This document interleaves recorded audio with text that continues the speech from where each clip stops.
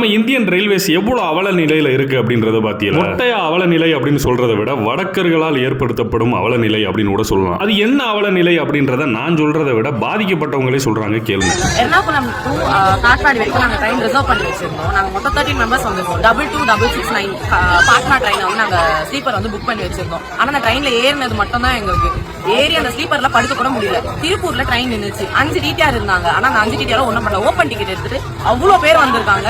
எங்களால உட்கார முடியல, தூங்க முடியல, எதுவுமே பண்ண முடியல. ரொம்ப டிஸ்டர்ப்டா இருக்கு. போய் டிடிஆர் கம்ப்ளைண்ட் பண்ணா அவர் எங்க வேணா போய் சொல்லிக்கோங்க, என்ன வேணா பண்ணிக்கோங்க அப்படின்னு சொல்றாங்க. ஆர்பிஎஃப் கிட்ட சொன்னா எந்த ரியாக்ஷனும் இல்ல. 139க்கு போன் பண்ணா அவங்க ஹோல்லே வச்சிருக்காங்களே தவிர எங்களுக்கு எந்த ரெஸ்பான்ஸும் கிடையாது. நைட் ஏறணும், இப்ப வரைக்கும் தூங்காம கொள்ளாம இப்படி உட்காந்து வந்திருக்கோம். ரிசர்வ் பண்ணி காசு கொடுத்து ஸ்லீப்பர் பஸ் கன்ஃபார்ம் ஆகி இப்படி உட்காந்து வரணும்னு அவசியம் இல்ல. யார்கிட்ட கேட்டாலும் எந்த ஒரு ரெஸ்பான்ஸும் கிடையாது.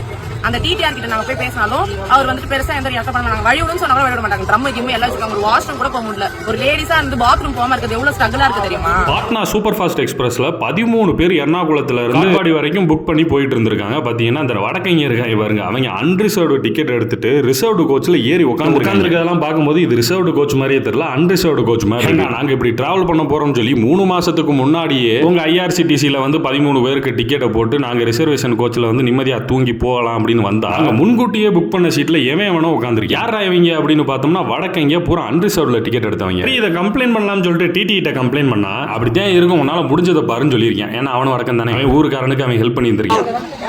No, if you any problem, you can complain. Where? 139. You did not take any action. You will not check the ticket. You will not check the ticket. Already checking, sir.